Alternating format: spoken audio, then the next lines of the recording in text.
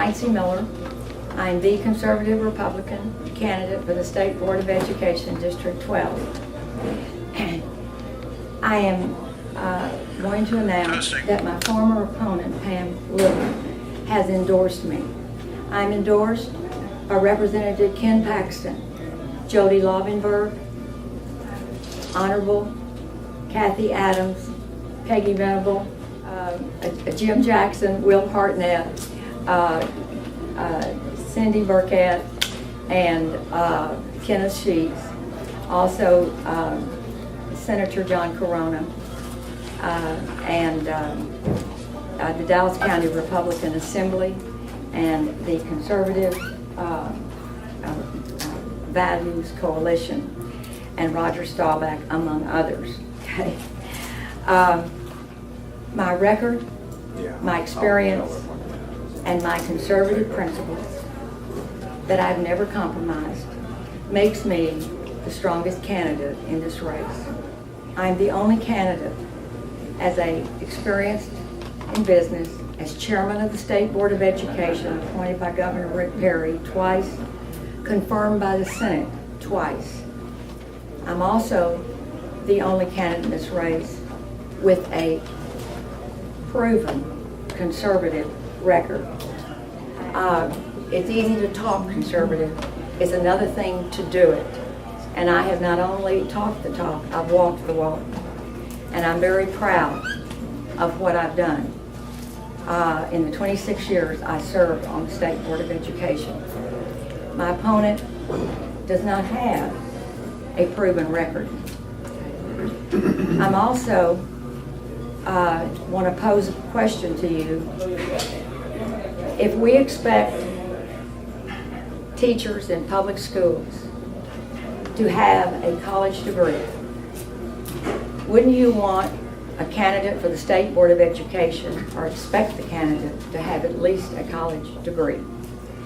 I not only have a college degree, I have a Master's of Science in reading, specializing in dyslexia, which means I'm a phonics trained teacher, trained and taught in the reading laboratory at Texas Scottish Rite Hospital under Dr. Lucius Waits.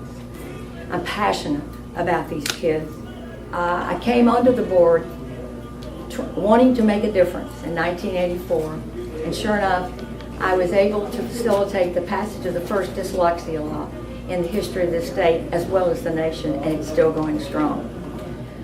I also am the only candidate that helped implement the first phonics-based state curriculum in our state, and the result, 98% of all the third graders passed the third grade reading test based on the new phonics curriculum. Phonics works, history was made.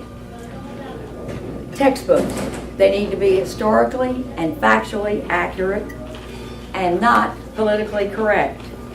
And I want you to know that my good friend Bill Ames, who is endorsing me, but was on the committee for the history curriculum, who just produced this wonderful book explaining how we literally had to fight and we overcame the far left in what they wanted to do, decimate our wonderful history of our country. We are going to have probably the best history books, bar none, in the United States. And it's going to be talking about our exceptionalism, all the good things about America, called Celebration of America Week in every grade level. I'm very, very proud of that work that we did, of course, as we did with the phonics. Thank you. Too. Thank you, Tincy. Is that it? I'm running for State Board of Education because over the past several decades, we've seen our public education deteriorate under the leadership of experts. Common sense parents have stood by and said they must know what they're doing. They must know what they're doing. They're so well educated.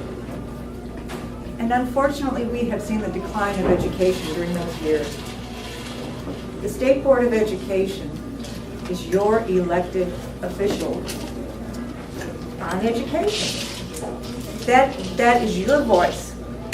We have the Texas Education Agency. We have school districts across the state, all populated by academic experts. And they have let us down time and time again. I'm running for State Board of Education to be your voice. I'm an IT consultant. I've been working for Fortune 500 and Fortune 100 companies for the past 20 years. I've done business analysis, software engineering, design and development, technical writing. I've developed course curriculum.